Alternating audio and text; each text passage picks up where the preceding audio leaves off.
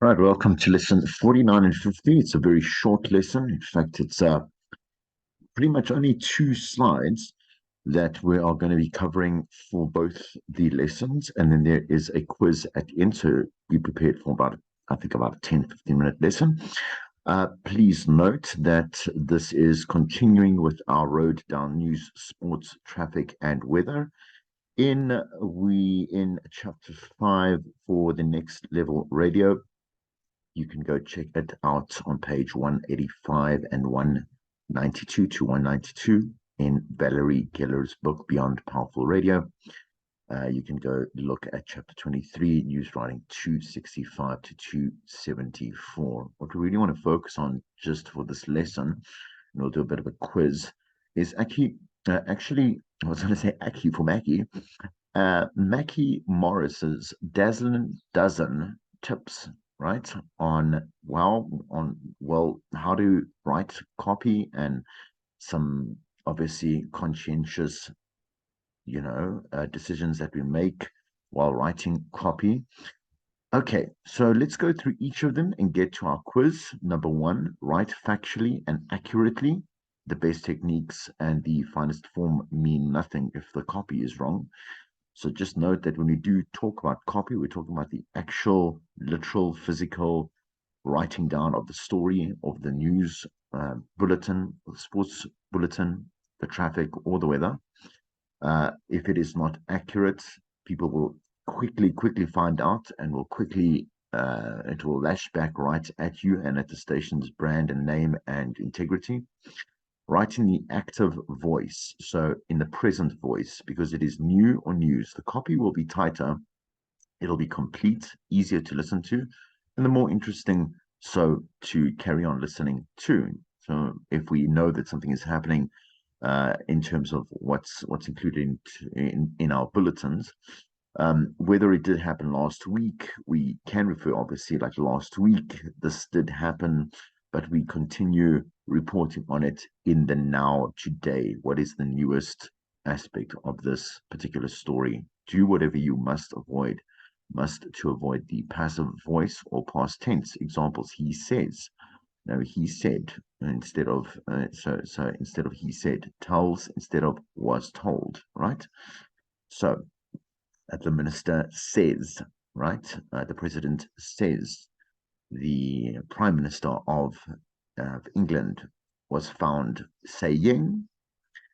You can get away with that, but it's all kind of relates to the past tense. Okay, right in the present, all present perfect tenses. So that's just a extension of what I just said. They make your copy more immediate, and immediacy is more interesting. Keep your writing very simple. So write one thought to a sentence, and do not search for synonyms since repetition is not a sin. So it is when you put the same word back to back to back to back. I heard it in a bulletin from one of my third year students just, I think, maybe a week and a half ago, where I think maybe let's say the word Sydney was repeated 4 times and was part of a title for a sports team that obviously resides in Australia. And I told her, I said, no, it's just far too much back to back to back to back. So there might have been maybe an and and the in between, or a variation of the and and the of this and this. And so it was just a bit too much. To cut those down is not a mistake, it's correct, but you should not look for example words, right? So actual words. So if we say intellectual, you don't have to say wise later. You can, if it's part of the brief itself, it's part of the factuality of the news story, then go ahead and use it. But again, write one thought per sentence. Why do we do this? Because a passive listener is processing this bit by bit by bit. Also, again, for execution purposes, we want to have our breaths and our execution rightly so allocated to, enough of a short sentence to execute it quite slickly, right? Do not search for complicated intellectual languages or language terms, because we're talking to an everyday person, on the street, and most people don't really respond well to, I say, that high-end language That's very high colloquial. Give the audience a better chance to understand the story. So be complete. Make sure that your quest for brevity and conciseness does not cause you to omit necessary information. So anyone, if you're telling a story, just in general, and you're leaving out important parts, people are going to be lost, right? So the same thing, we can, even if we don't know what the story is about, we're going to be, but that doesn't really make sense. You're jumping from one thing to another, and the other part of that doesn't really make sense because we don't have any context, right? So be sure that you do include the right amount of facts. Make it short. Brevity is right. Remember, short statements, right?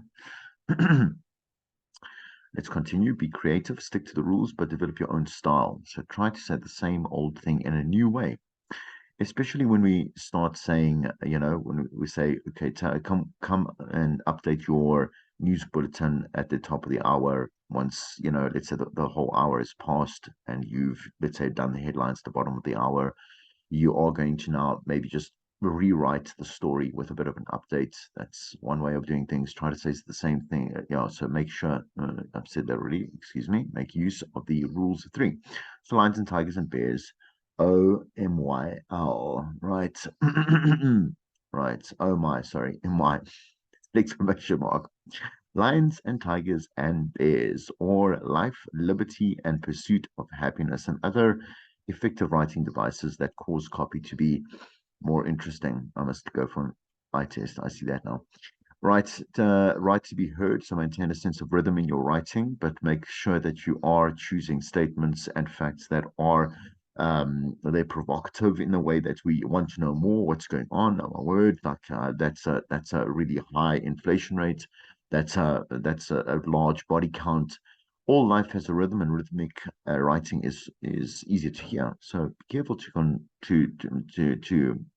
expose yourself to that confusing space of homonyms, right? Always test your broadcast copy by reading it out loud, right? Read it also between 8 and 10 times before you go on air to make sure that you do not make any mistakes when you go on air, execution mistakes, or avoid any interruptives. So do not force the listener to make difficult mental connections. Put those modifiers next to what they modify. Do not split verb phrases. So again, as you can see, a lot of English grammar rules do apply, and rightly so. You are a professional, and so your grammar needs to be, and your spelling it to one point, because that will obviously influence perhaps maybe the pronunciation of something. But once again, your the way that you use grammar and understand the English or any other language, right? They're different, would say, what am I going to say? Look at me, I'm struggling with my English, huh? But the different components of putting the English language together, right? Different elements. So understanding what a verb is and understanding what a modifier may be. Avoid any commas because a comma can be always split up into two sentences. It is and always you can just create a new sentence around that. Normally we put a comma in because there are two facts, right? But if you say a comma when you are maybe quoting someone, that's okay.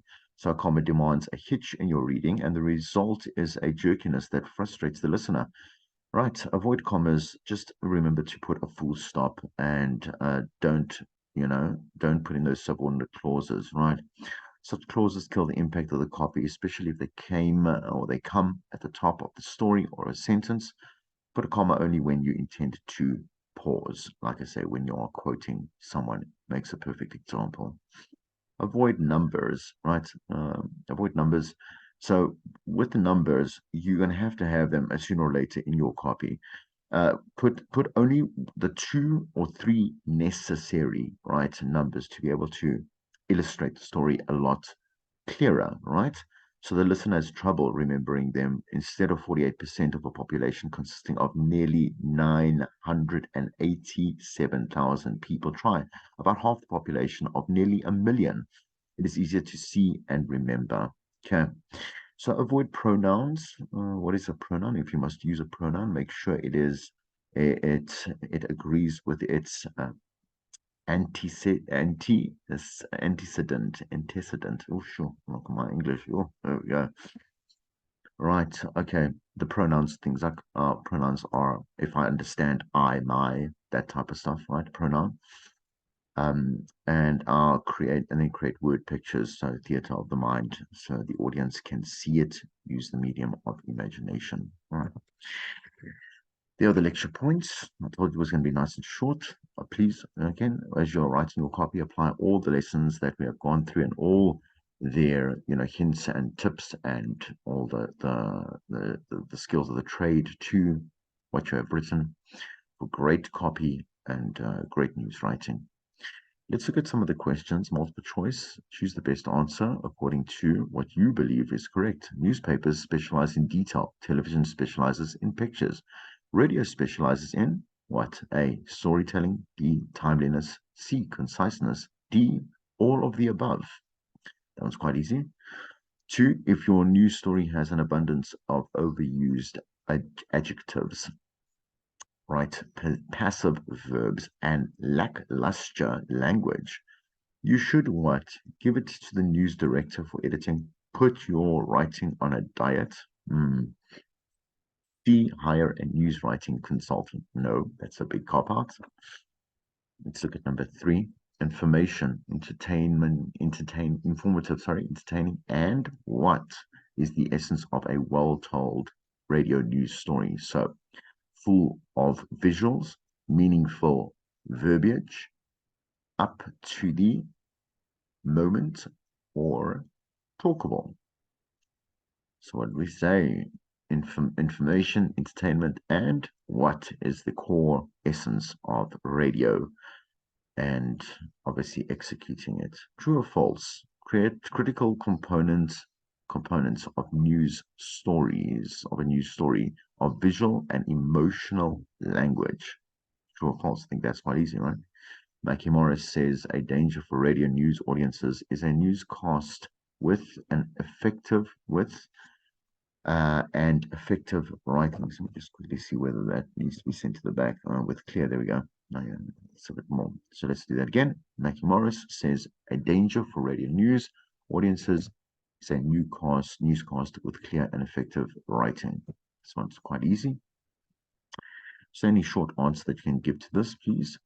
A natural disaster has just ravaged your hometown. Write one complete sentence, so one fact, right? Okay, for each of the following news story parts. The anchor lead in, the reporter's lead to the story, a fact in the story, a fact at the end of the story, and the transition to the next related story in the newscast. So it's an entire bulletin with obviously the inverted pyramid of lead writing, of news writing, right? Being implemented here. And I think that's quite easy. Okay. There are the key points for the lecture. And I will see you in lecture 51.